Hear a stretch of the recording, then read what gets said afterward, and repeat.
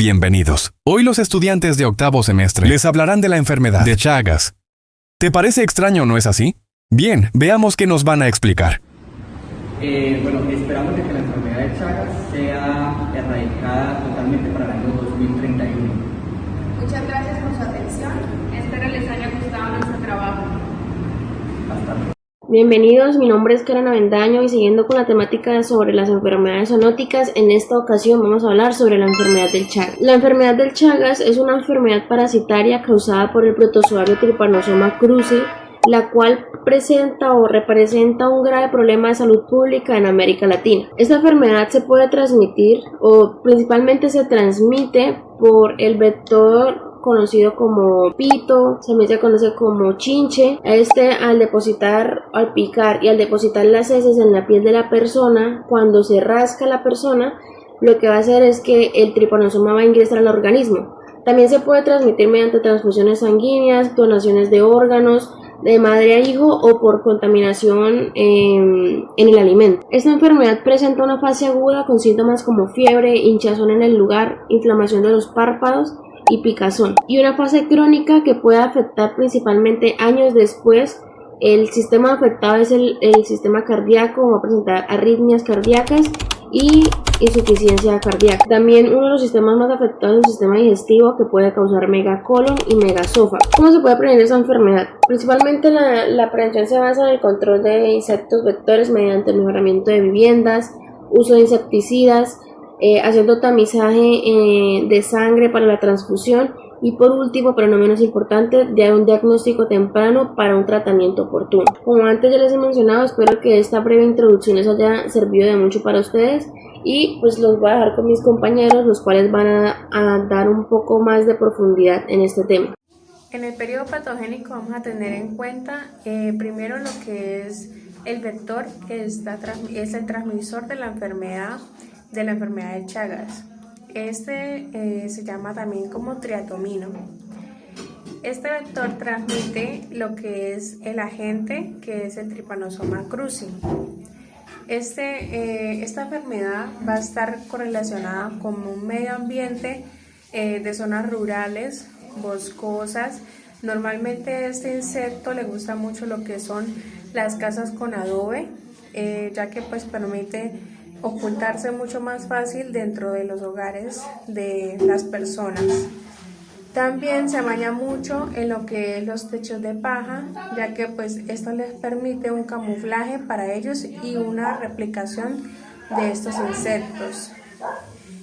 También el huésped, que normalmente se puede llegar a presentar este parásito, es en los humanos, perros, gatos, mamíferos. Zarigüeyas también se han encontrado.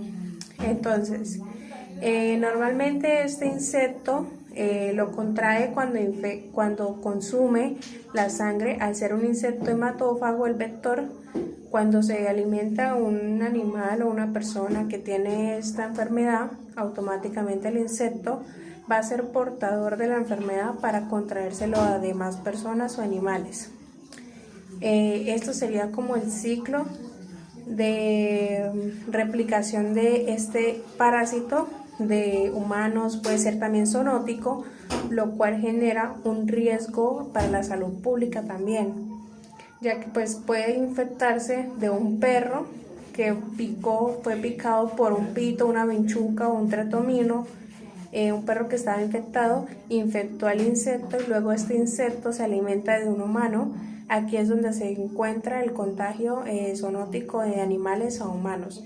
Debe ser siempre por medio de este vector, que es también conocido como triatomino, vinchuca o pito. Bueno, este sería el periodo prepatogénico, el agente donde normalmente se puede encontrar, y en los huéspedes. Dicen también que principalmente se puede presentar en lugares de bajos recursos, ya que pues normalmente la gente de bajos recursos donde vive en casas con paja o hechas de adobe, lo que aumenta los contagios en estas zonas endémicas. En el periodo patogénico vamos a encontrar primero lo que es la etapa subclínica. Para empezar hay que iniciar se debe iniciar con un estímulo, que es la picadura del tratomino infectado. Esto únicamente se puede transmitir si el tratomino picó a un animal o a un humano que estuvo infectado por la enfermedad de Chagas. Y al picar, este animal o esta persona se infectó también, lo cual va a ser transmisor de esta enfermedad para demás animales o humanos. En la etapa subclínica, primero, como sabemos, el tratomino, vinchuca o pito va a realizar como son la picadura y va a liberar las heces sobre la piel.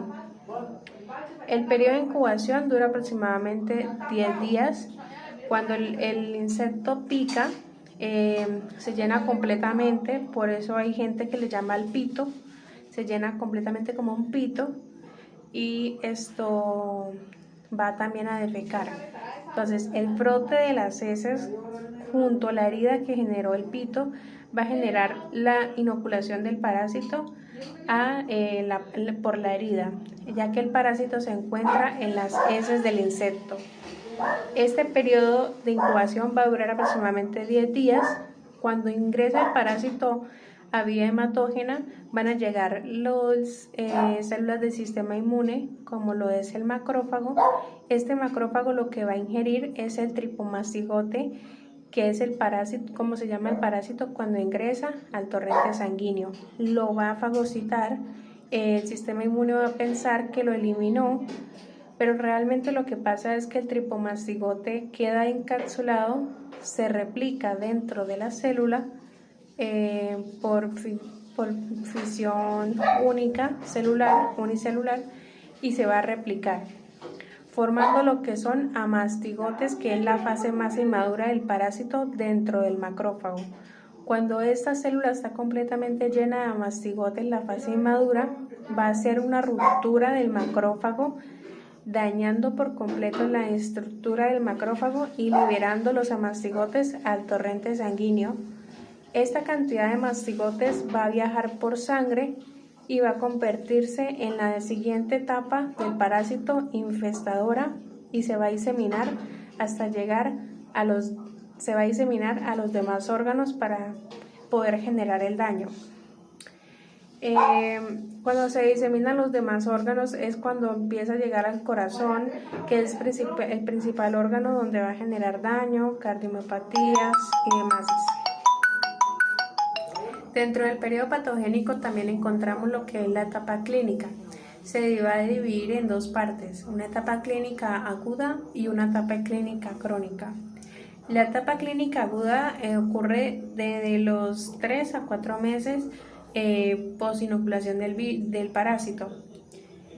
Esta va a generar sintomatología como fiebre, cefaleas, adenomegalias, palidez, mialgias, signos de romaña. Los signos de romaña únicamente se va a presentar, no es como tal, puede llegar, es un signo hepatoneumónico, pero únicamente no va a ocurrir en todos los casos, únicamente ocurre cuando las heces del parásito, digamos uno se untó la mano con restos de heces donde picó el insecto y se la frota por los ojos. Este contacto de las heces del parásito por la conjuntiva es lo que va a generar como tal la inflamación y la infección y va a producir como tal la inflamación del párpado. Eso se le llama como signo de romaña. Es un signo muy hepatoneumónico de esta enfermedad. Por otro lado tenemos lo que son los chagomas. En este caso, cuando el insecto pica y se genera la inoculación de las heces y genera pues el efecto inflamatorio e infeccioso en la zona de la picadura, se genera como especie de ojo de buey, que es un círculo súper distendido en la piel y se pone muy rojo. Este se le llama también chagoma y también es muy hepatoneumónico de la enfermedad. En las fases crónicas, esto va a ser de duración de más de 10 años. Hay personas que duran toda la vida sin saber que tenían la enfermedad, nunca se realizaron exámenes de sangre, nunca se hicieron como un seguimiento de pronto en la duda de que les picó algo y se fueron a revisar, sino que lo dejaron pasar. Esas personas nunca presentaron síntomas, son asintomáticas. Es que en la mayoría de los casos, ya cuando se dan cuenta es que tienen problemas cardíacos, insuficiencias cardíacas, cardiomiopatías, que es lo más común, y pues llegan hasta tal punto donde pues genera un paro cardíaco y hasta la muerte si no se trata a tiempo. Es primordial, en las fases crónicas es mucho más difícil tratarlo, ya que se generan daños irreversibles en los órganos, mientras que en las fases agudas es importante tratar inmediatamente los síntomas e investigar que sí sea enfermedad de Chagas, para poder tratarlo, ya que pues hoy día existen tratamientos que se le pueden manejar y en la mayoría de los casos más del 80% pueden llegar a ser satisfactorios en el resultado de mejoramiento de la persona.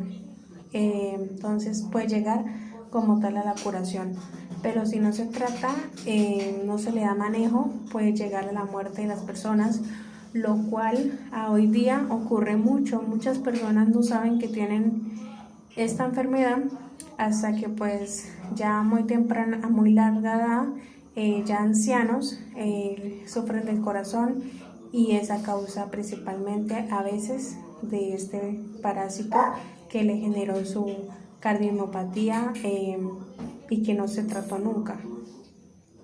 Hola, muy buenos días. Bueno, vamos a hablar de nuestra línea de tiempo. Para esto vamos a irnos hasta el año 1909. Acá el doctor Carlos Chagas logra identificar por primera vez el parásito en la sangre de una niña de tan solo 9 años llamada Berenice.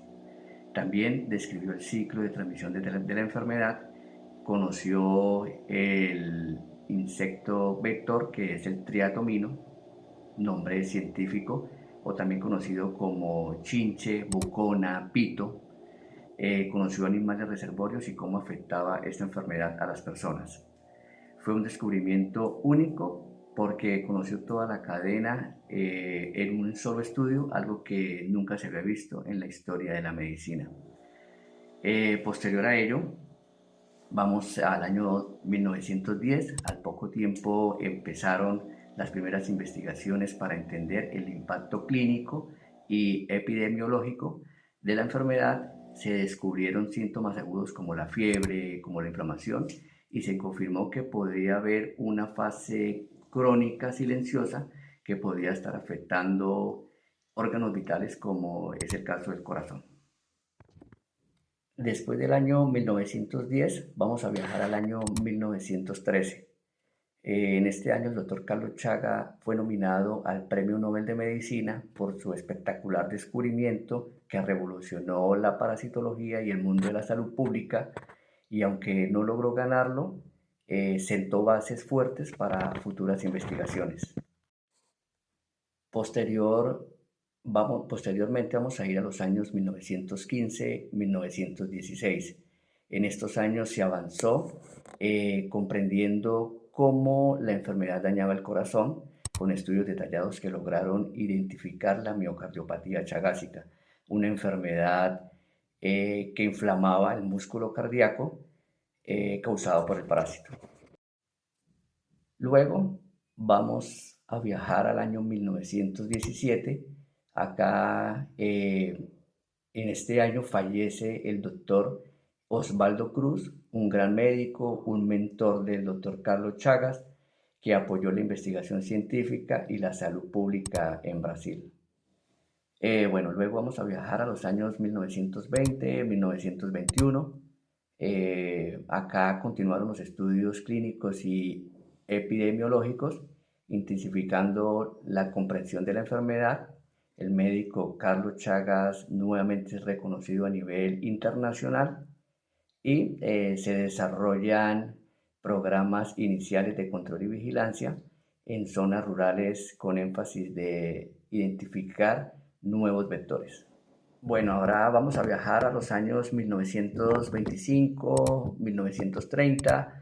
En estos años se intensificaron los esfuerzos para difundir el conocimiento de todo lo que ya se sabía sobre la enfermedad en toda América Latina y mejorar así un diagnóstico. Se documentaron brotes y se consolidaron los conceptos sobre la enfermedad crónica y aguda, preparando el terreno para futuros programas de control. En los años 1940 y hasta el 1950 empezó algo que fue la expansión del conocimiento. En este entonces no se conocía mucha información de Chagas, ya que pues meramente se había diagnosticado y que se le había dado como nombre, mas no se conocía muy a fondo sobre esta enfermedad y no había el suficiente conocimiento.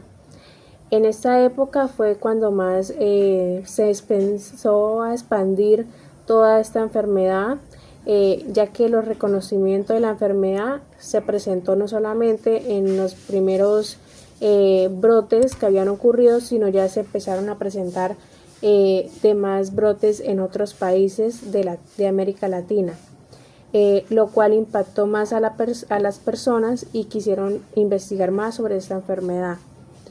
Comienza un impacto en la salud pública rural, ya que pues empezaron a salir brotes de casos en personas que vivían específicamente más en zonas rurales, lo cual llamó la atención de las personas y quisieron investigar más para poder conocer más sobre esta enfermedad y llamar más la atención, lo cual se dieron cuenta que podría ser un impacto negativo en la salud pública de las personas y que si no se maneja podría llevar a una problemática de salud. Los primeros intentos de diagnóstico serológicos ocurrieron en este transcurso de años, que al día de hoy se siguen usando y son de gran ayuda. Al día de hoy no existe así como mucho el manejo de estos pruebas diagnósticas por costos y por demás razones, pero sí existen al día de hoy y en esta época se estaban apenas empezando a implementar para un diagnóstico certero de la enfermedad. Entonces, la evolución empezó por la expansión del conocimiento y como esto se vino presentando, pues también ayudó a facilitar el diagnóstico de la enfermedad y a mirar los riesgos en la salud pública que podría generar. De acuerdo a lo planteado en 1940-1950 sobre la expansión del conocimiento de las personas por la presentación de casos tan frecuentes en millones y millones a nivel internacional, desde 1960 a 1970 se implementó el primer auge del control vectorial, no solamente del país sino a nivel internacional, ya que se identificaron millones de casos nuevos en países de América Latina. Esta prevención que se implementó fue con la finalidad de mitigar este riesgo a la salud pública que se estaba presentando en los diferentes países. Por ello, países como Argentina, Brasil y Venezuela se desarrollan los primeros programas nacionales de control del vector, que en este caso pues sería también conocido como los triatominos, que son los principales transmisores del Trypanosoma cruzi, ya que pues este insecto al ser hematófago se alimenta de su víctima y va a eliminar las heces sobre la piel de la persona o del animal. Ya en esas heces se va a presentar como tal el Trypanosoma cruzi y va a dar infección al ser vivo por medio de sus heces. Este insecto no genera ninguna enfermedad, este parásito en el insecto, ya que él únicamente es el vector es el que va a transmitir la enfermedad. Pero pues en esa época ya venían presentando millones y millones de casos, por lo cual ya sería una alerta sanitaria para los países. También se implementaron en esos años métodos para controlar la vinchuca, que es el mismo triatomino, sino que pues con diferente nombre, vinchuca, pito, entre otros nombres que les tienen. Esto se utilizó con insecticidas, específicamente el DDT, que pues ya más luego tarde, al día de hoy ya pues ya no se usa porque pues también generó sus efectos secundarios, pero en su momento se usó para control insecticida de este insecto y poder mitigar así los contagios en gran millones que se estaban presentando en los países. Al igual que en el año 1960 y 1970 que se implementó el DDT para mitigar la vinchuca o pito, insecto que estaba transmitiendo el Trypanosoma cruzi, en los años 1970 y 1980 se empieza a usar un método de tratamiento, dentro de los cuales se encuentran el nifurtimox y el benznidazol. Aún son el único tratamiento fijo que se usa. No existe ningún otro tratamiento que se haya manejado hasta el momento, sino desde entonces, 1970-1980, es el único medicamento que se maneja para el tratamiento de la enfermedad de Chagas. Esto se reconoce que este tratamiento es más eficaz en fases agudas, ya que pues es cuando más el parásito se encuentra altamente en bastantes cargas en la parte del torrente sanguíneo, ya que en su fase crónica se localiza más a nivel del corazón y los demás órganos que afecta este parásito.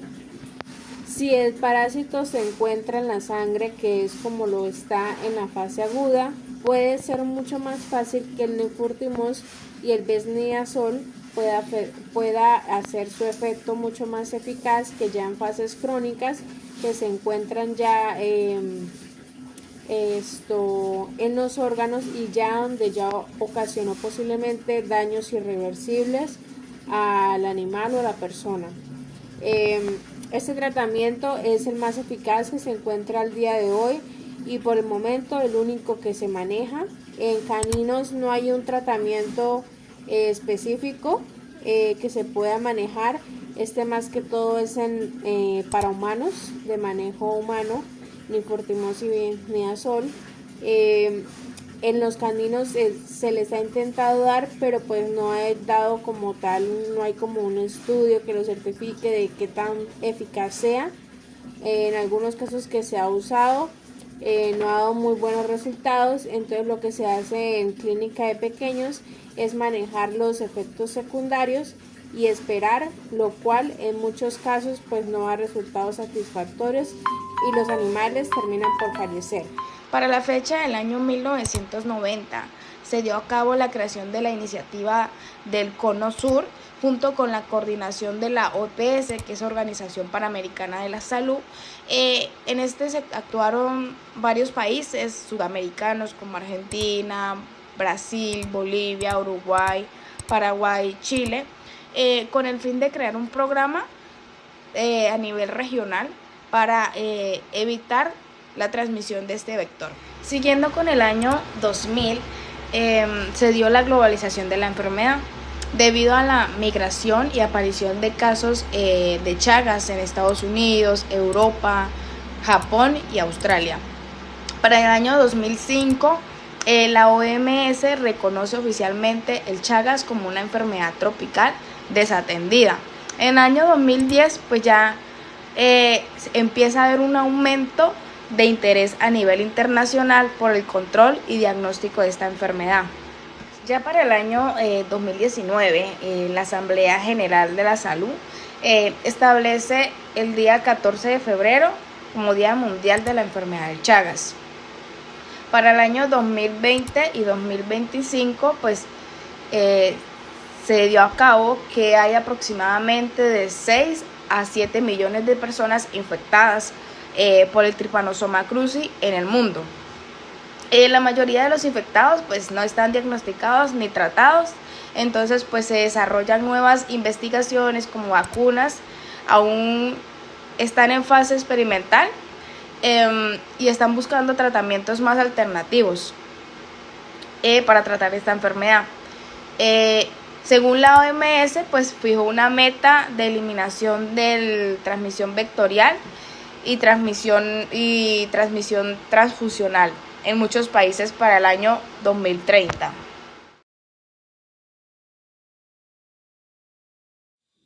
Bueno, ahora vamos a hablar un poco de la línea de tiempo de la enfermedad de Chagas en Colombia. Vamos a viajar a la década de 1947.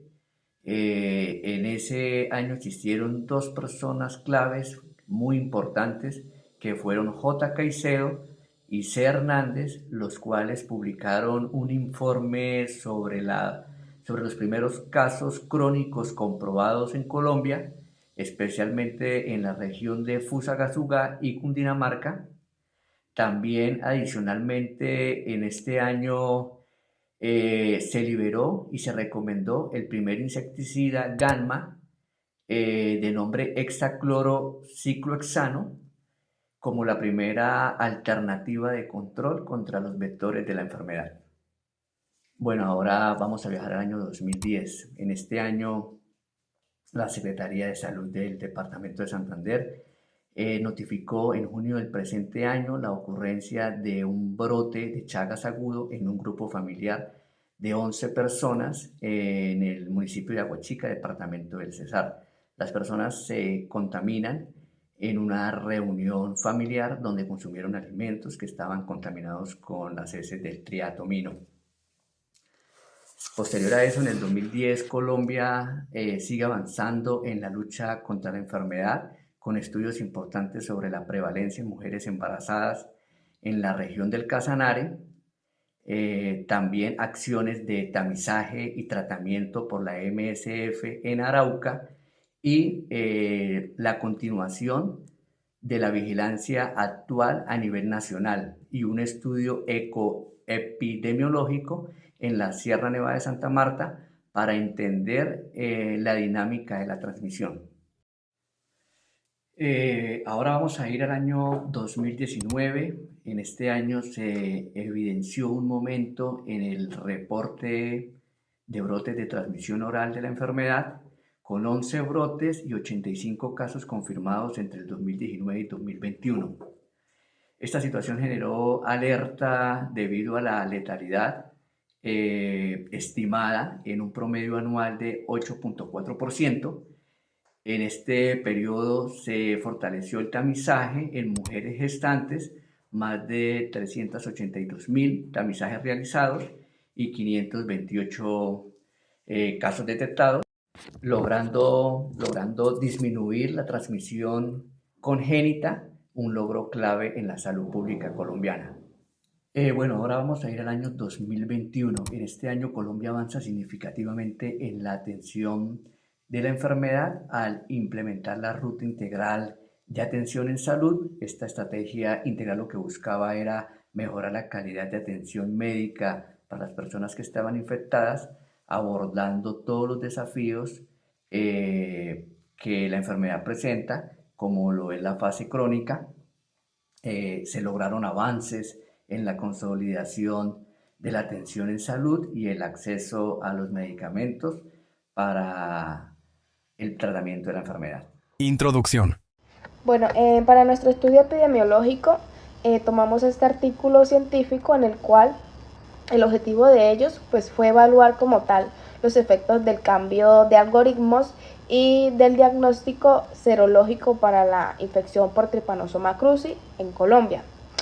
Desde la perspectiva del acceso hacia el diagnóstico, en el cual pues se analizaron pues datos de los laboratorios departamentales de salud pública y también laboratorios pues nacionales de referencia en Colombia. Población estudio. En esta investigación, pues la población de estudio no fueron pacientes, sino los laboratorios que fueron los encargados del diagnóstico serológico de la enfermedad de Chagas. En este pues se incluyeron 33 laboratorios, en los cuales pues estaban los laboratorios de salud departamental, de salud pública, también pues junto con ellos los que fueron los laboratorios nacionales de referencia nacional de la salud en Colombia. Estos laboratorios pues como tal conforman una red a nivel nacional de laboratorios, y pues estos como tal son los responsables de controlar y vigilar todas esas pruebas serológicas, pues obviamente para detectar lo que son los anticuerpos contra el Trypanosoma cruzi. Como tal, la información que se tomó fueron de los registros oficiales de estos laboratorios, que como tal pues ellos incluyeron lo que fueron el número de pruebas realizadas, los tipos de ensayos usados como las pruebas ELISA y los resultados que fueron obtenidos durante todo el periodo. Bueno, en el área local pues obviamente se recopilaron datos de laboratorios que se encontraron ubicados en 32 departamentos y en Bogotá. Esto pues permitió representar una situación diagnóstica prácticamente en el país completo con una cobertura a nivel nacional.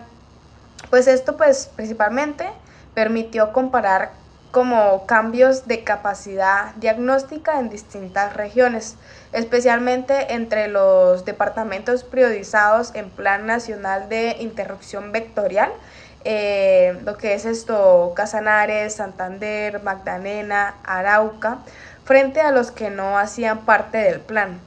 De esta manera, obviamente, el estudio no solo analizó el cambio de algoritmo, sino que también su impacto a nivel regional y su relación con las estrategias nacionales de control del vector de Trypanosoma cruzi. Tiempo de estudio.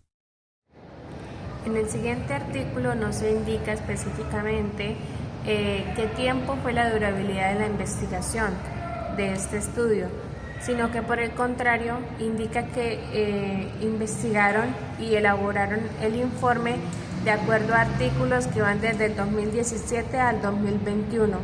Esto con el fin de analizar estos análisis de algoritmos serológicos de la enfermedad en su diagnóstico. Como tal, no hay un transcurso de tiempo en el que duró el proceso, pero sí indica los artículos evaluados del 2017 al 2021 para poder realizar la evaluación del cambio del algoritmo de diagnóstico serológico para la enfermedad de Chagas en Colombia. Para el estudio, las muestras utilizadas fueron 2, las cuales se consolidó primero que todo el número de ensayos por laboratorio, ya que al ser 33 laboratorios, se tuvo en cuenta la numeración de la cantidad de ensayos de muestras que se iban a realizar por cada laboratorio para poder realizar un buen estudio. Otra cosa que también se tuvo en cuenta fue la comparación de resultados de las pruebas serológicas de antes y después de la publicación del nuevo lineamiento del 2017. Se tuvo en cuenta, aquí están las primeras pruebas en ELISA, antes y el antiguo y la nueva versión. También se tuvo presente únicamente el uso de 2 pruebas ELISA para el desarrollo del ejercicio, como fue la ELISA de antígenos totales y la de antígenos recombinantes. Fueron las únicas que se realizaron en todos los 33 laboratorios. De igual forma se tuvo también el cálculo de las muestras por laboratorio y los resultados de estas y en qué tipo de ELISA se usó en cada caso. Análisis estadístico.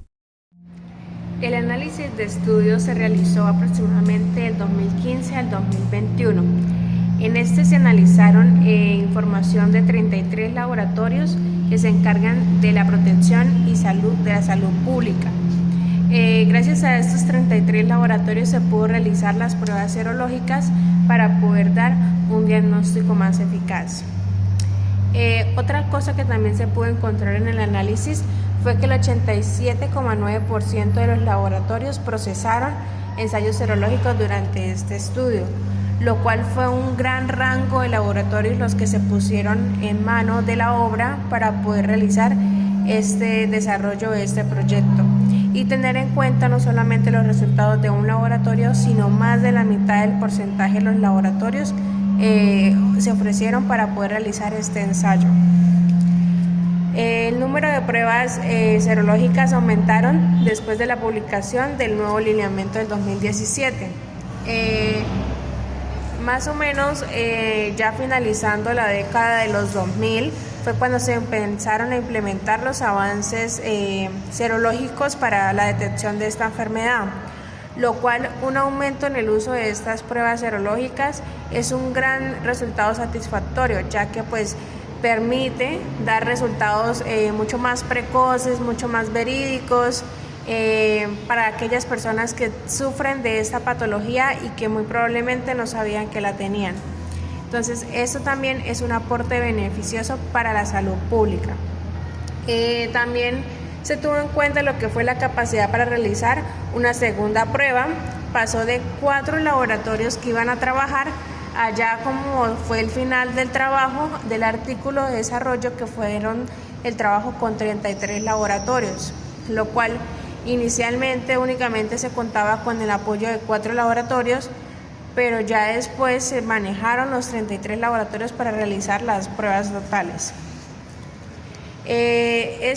Como análisis estadístico final se pudo notar en el estudio que la lista de antígenos totales y de antígenos recombinantes se consolidaron como las pruebas más realizadas en Colombia después del 2017, lo cual no solamente este artículo apoyó a poder verificar bien los diagnósticos y poder realizar un mejor desarrollo de las pruebas serológicas, sino también a delimitar las mejores pruebas serológicas para la detención de esta enfermedad y que el uso de esta sea mucho más mayor a anteriormente, que muy poco se manejaban, lo cual este estudio aporta de gran manera a la detección temprana de la enfermedad de Chagas.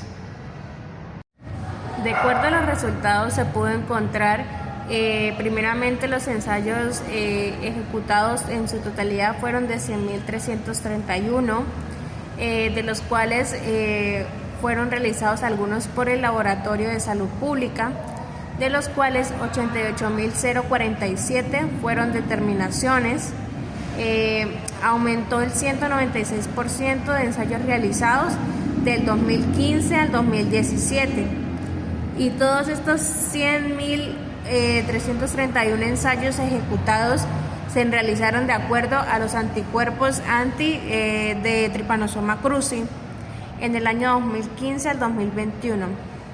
Otro laboratorio también responsable de todo esto fue el Laboratorio Nacional de Referencia. En este se hicieron 12.284, justamente en el mismo periodo que en el otro laboratorio, para realizar todas estas pruebas. Otro factor que también se tuvo en cuenta fue el ingreso de muestras al Laboratorio Nacional de Referencia en este mismo periodo, de las cuales 6.678 fueron muestras. El 43,5% fue encargado por vigilancia por laboratorio, el 26,7% fue de control de calidad y el 14,3% fue apoyo al diagnóstico. Los tipos de ensayos realizados por ambos laboratorios, primeramente en el Laboratorio de Salud Pública, fueron 77.142 ensayos realizados por la ELISA, ELISA-T, con un aumento hubieron en el 2015 1.947 ensayos. A diferencia, aumentó muchísimo los rangos, ya que en el 2021 se realizaron 12.279 ensayos, prácticamente un promedio anual de 15.858 después del 2017. Entonces, como podemos ver, los resultados son alarmantes. Esto permitió un aumento impresionante en la realización de las pruebas ELISAs, lo cual nos da pues buenos resultados al momento de los diagnósticos. En el último caso, que fue donde se usaron los ensayos en el Laboratorio de Salud Pública, que hubo un gran incremento, se utilizó la ELISA-T, que pues también conocida como ELISA de antígenos totales, para poder realizar todo este tipo de pruebas para su diagnóstico. Dentro de los casos positivos, 19 de 33 departamentos como Colombia, con un 57,6% del 2017 al 2021, el total de muestras positivas en este país fue de 1.573 ensayos, lo cual genera altos índices de incidencia de este parásito en Colombia. Otro porcentaje de concentración de casos fue de 79.2%, aproximadamente 1.246 a 1.573 casos positivos en departamentos como Arauca, Cesar, Casanare, Boyacá, Magdalena, Cesar. La confirmación del Laboratorio Nacional de Referencia confirmó aproximadamente en 1963 pacientes diagnosticados positivos en el año 2015 al 2021, de los cuales el 46.5%, o sea 913 a 1963, fue realizado antes del cambio de algoritmo del diagnóstico. Después del cambio de algoritmo del diagnóstico fue aproximadamente el 33.5%, con aproximadamente 1050 a 1963 casos después del cambio de algoritmo. El porcentaje de muestras positivas aproximadamente en los diferentes laboratorios fue de 3,15 en el laboratorio de salud pública y 29,4 en el laboratorio de referencia, lo cual nos indica que en el laboratorio de referencia fueron muchos más los casos positivos que en el laboratorio de salud pública. El 60,9% fue de los 6 departamentos donde más se presentaron los brotes de trypanosomiasis, como fueron los departamentos Como. Y estos departamentos también fueron los que llevaron más muestras a los 2 laboratorios para su diagnóstico. Fueron los que más llevaron muestras para poder dar un diagnóstico real, que dio como 60,9% de incidencia, como lo fue Boyacá, Santander, Casanare, Norte de Santander, Magdalena y el Guaviare. Hubieron otros departamentos, que también se presentaron, pero con muy pocas muestras, a diferencia de los otros países anteriores nombrados, como fueron el departamento de Vaupés, el Amazonas, Antioquia y Caldas. Como vemos, estos son los resultados que se pudieron diagnosticar en este estudio, lo cual nos indica principalmente que las pruebas ELISA son el mejor resultado que podemos tener para el diagnóstico precoz de esta enfermedad. Y también vemos mejores resultados en el nuevo algoritmo utilizado para la detección de estas enfermedades. También vemos que hay departamentos que se comprometieron mucho más en el desarrollo y realización de estas pruebas en los diferentes laboratorios, lo que nos indicaría también buenas respuestas. Y el laboratorio de referencia también muestra mejores porcentajes de positividad en los resultados de la enfermedad de Chagas. Muchas gracias.